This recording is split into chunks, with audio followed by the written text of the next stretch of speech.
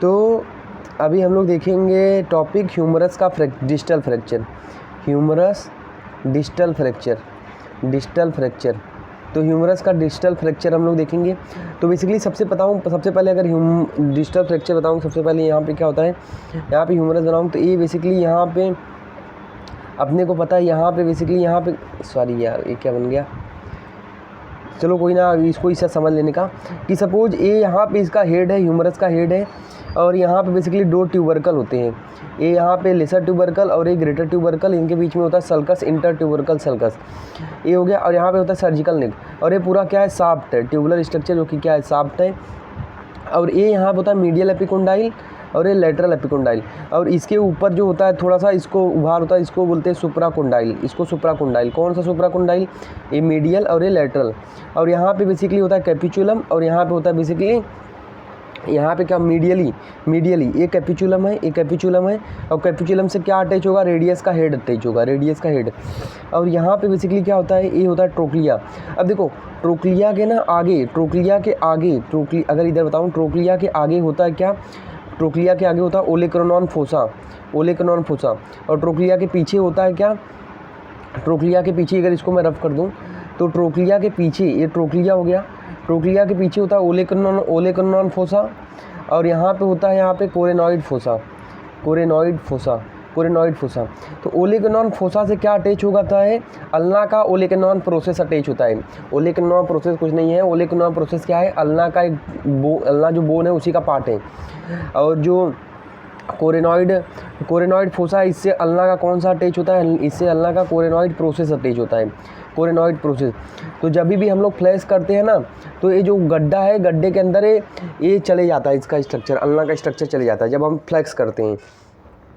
तो अभी जो 3 स्ट्रक्चर है ना, 3 स्ट्रक्चर, 3 स्ट्रक्चर, ये 3 स्ट्रक्चर मिलके एक ट्रायंगल बनाते हैं। जब हम लोग अपने एल्बो को फ्लेक्स करते हैं, जब हम लोग अपने एल्बो को फ्लेक्स करते हैं तो 3 उभार दिखता है अपने को। कौन से स्ट्रक्चर उभार बनाते हैं, एक मीडियल एपिकोंडाइल, एक ओलेकनॉन प्रोसेस मतलब इसका अल्ना का हड्डी जो होता है, अल्ना वाला पार्ट, और लेटरल एपिकोंडाइल।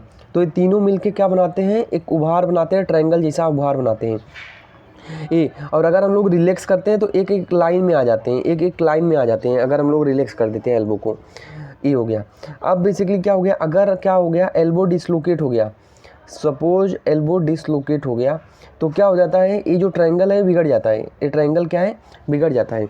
हो सकता है उसमें क्या है, ओलेकनॉन प्रोसेस जो होता है, कोरोनॉइड प्रोसेस पीछे चला जाए, ओलेकनॉन प्रोसेस जो है आगे चला जाए। तो यहाँ पे कुछ भी हो, यहाँ पे ये हो सकता है कि डिसलोकेट हो गया, एल्बो डिसलोकेट हो गया, ऐसा करके ये हो गया। देन इसके बाद अब एल्बो, अभी हम लोग एल्बो की बात कर रहे हैं कब से, तो बेसिकली सबसे पहले एनाटॉमिकल पोजीशन बहुत इंपॉर्टेंट है। एनाटॉमिकल पोजीशन में सबसे पहले अगर मैं बताऊँ, ये आर्म है, तो एक पर्सन का एक कैरिंग एंगल होता है, तो this is arm and this is four arm. So here is a carrying angle, ये क्या है, कैरिंग एंगल, जो कि मेल में कितना होता है 11 डिग्री, और फीमेल में कुछ होता है 14 से 16 डिग्री। क्यों फीमेल में ज़्यादा होता है, क्योंकि फीमेल की पेल्विस होती है बड़ी होती है, तो बार बार वो टकराए ना, इसलिए नेचर ने क्या बनाया है, एंगल ज़्यादा किया है, कैरिंग एंगल फीमेल का।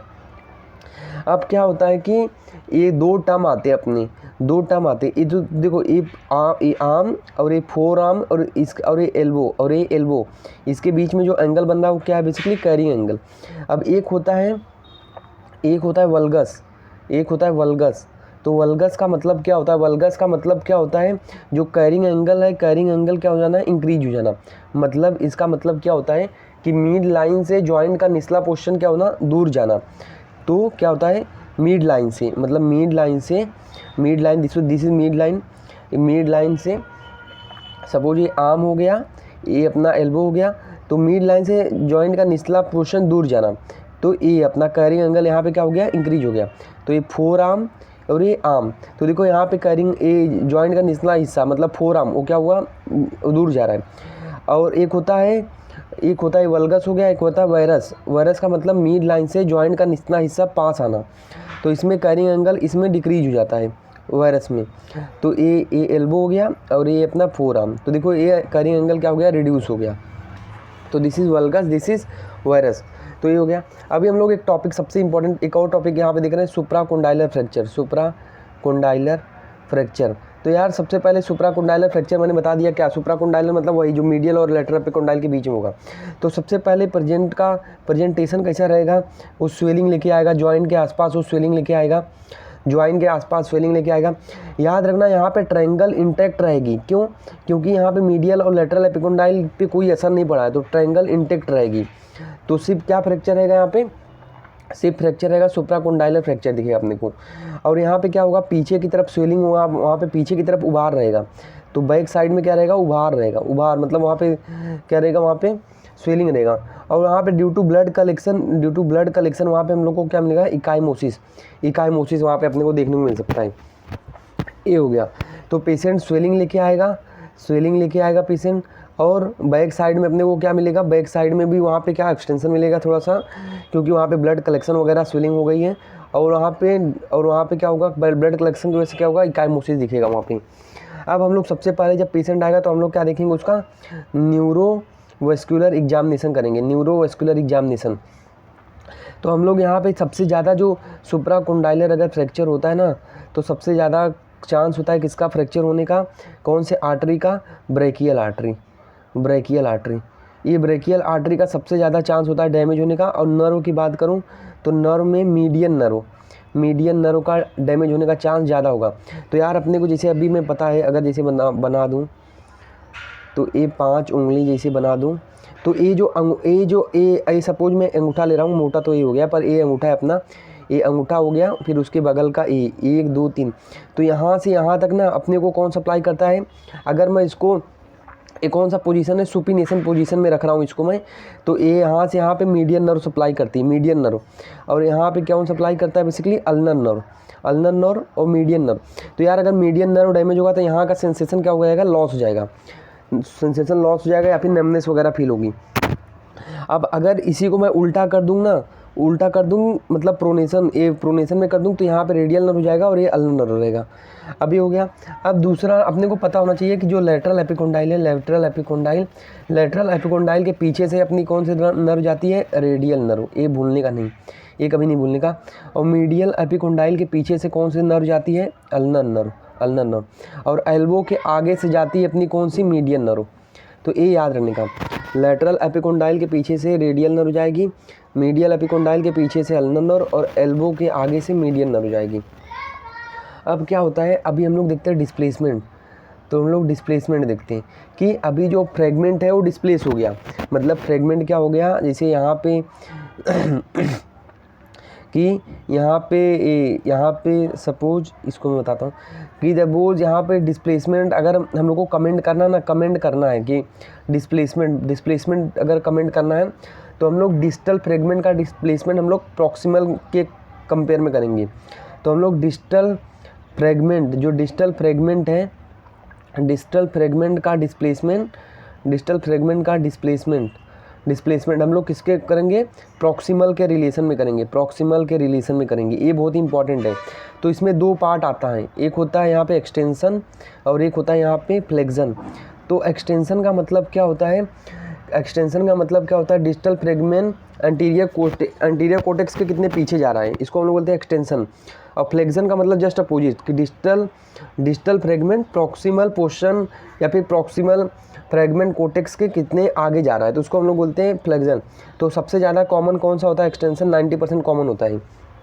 अभी देखो, तो आगे मतलब पीछे जा रहा होता है किसमें, एक्सटेंशन में। फ्रेगमेंट किसके, जो डिस्टल फ्रेगमेंट है वो प्रॉक्सिमल फ्रेगमेंट के रिलेशन में वो कहाँ पे जा रहा होता है, बेसिकली पीछे जा रहा होता है। ये हो गया। तो ऐसा कमेंट करना है हम लोग को। अब देखो, अभी हम लोग इसके लिए इन्वेस्टिगेशन में एक्सरे कराएंगे और लेटरल व्यू कराएंगे, एक्सरे एपी और एक्सरे लेटरल। अब याद रखना, जब भी हम लोग एक्सरे कराते हैं ना, एक्सरे एपी या फिर एक्सरे लेटरल, तो एपी में हम लोग क्या, अभी एपी मतलब क्या, आगे पीछे। तो हम लोग इसके आगे पीछे तो देख नहीं पाएंगे, तो इसको हम लोग क्या कमेंट कर सकते हैं, दाएं बाएं कमेंट कर सकते हैं। मतलब लेफ्ट एंड राइट कमेंट कर सकते हैं कि लेफ्ट में क्या है इसके, राइट में क्या है। और सेम लेटरल में भी है, तो लेटरल में भी हम लोग इसका लेटरल नहीं देख सकते हैं, राइट और लेफ्ट हम लोग नहीं कमेंट कर सकते। क्या कमेंट कर सकते हैं, इसका एंटीरियर एंड पोस्टीरियर कमेंट कर सकते हैं। ये हो गया, क्या एंटीरियर पोस्टीरियर फ्रेगमेंट कैसा है, कहाँ पे फ्रैक्चर ऐसा, ये हो गया। देन अभी डिस्प्लेसमेंट की बात कराऊँ तो हम लोग को पता है डिस्प्लेसमेंट में जैसे टाइप होता है। सबसे पहले होता है शिफ्ट का मतलब अगर ये फ्रेगमेंट है तो ये यहाँ पे इसको ये क्या हो गया अपना शिफ्ट हो गया। दूसरा होता है टिल्ट। टिल्ट का मतलब होता है एंगुलेशन, तो क्या हो गया एंगल जैसा बन गया, तो दिस इज एंगुलेशन।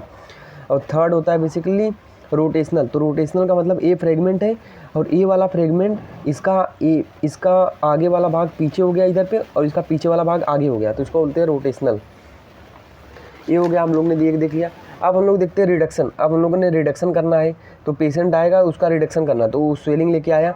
तो सपोज ये पेशेंट का क्या है, ये पेशेंट यहाँ पे क्या लेके आ रहा है, सॉरी ये पेशेंट है यहाँ पे स्वेलिंग लेके आ रहा है, तो सबसे पहले अपने पार्टनर को जो भी मतलब तुम्हारा साथी है उसको क्या बोलने का, इसको खींचे, ये इसको खींचे, मतलब ये आर्म को खींचे और तुम्हें क्या खींचना है, तुम्हें ये इसका रिस्ट पकड़ के खींचने का, मतलब ये सपोज फोर आर्म, इसको पकड़ के खींचने का है। तो इससे क्या हो जाएगा, जो फ्रेगमेंट जो बेसिकली आपस में इसे मिलजुल गए हैं और नर्व डैमेज होने का चांस है, तो जो लॉकिंग होगी ना, लॉकिंग खुल जाएगी, लॉक ओपन हो जाएगा। इसकी वजह से फ्रेगमेंट क्या होगी, अलग अलग हो जाएंगे। उसके बाद क्या करना है तुम्हें, एक हाथ इस पे रखने का है, एक हाथ मतलब जो डॉक्टर रहेगा उसको एक हाथ इस पे रखने का है एल्बो पे, और इसको थोड़ा सा प्रेस करने का है और धीरे धीरे करके इसको फ्लेक्स करना है, किसको, एल्बो को, मतलब इसको फोरआर्म को ऊपर की तरफ लेके जाने का, फ्लेक्स करने का है। इसकी वजह से क्या हो जाएगा, जो फ्रेगमेंट जैसा था वो नेचुरल आ जाएगा, तो उससे रिडक्शन होने में ईजिली रहेगा। इसके बाद क्या करना है, इसके बाद स्लैब लगा देने का है। अब स्लैब कहाँ से कहाँ तक लेने का है, स्लैब हम लोग को लेने का है बेसिकली ये पूरा यहाँ से रिस्ट से लेके यहाँ तक लेने का है, अपने को आर्म तक में लेने का है, रिस्ट से आर्म तक में यहाँ तक ले सकते हैं अपन। देन इसके बाद हम लोग ने क्या किया, ये लगा दिया। अब उसके बाद क्या हुआ, अगर सपोज हम लोग ने क्या किया, इसको इमोबिलाइजेशन के लिए हम लोग ने इसको क्या किया बेसिकली, के वायर, कभी कभी क्या होता है इससे ही काम चल जाता है, कभी कभी हम लोग को परक्यूटेनियस के वायर भी डालना पड़ता है साथ में, तो ये हम लोग कर सकते हैं। तो this is all about the distal fracture of the humerus. ये हो गया।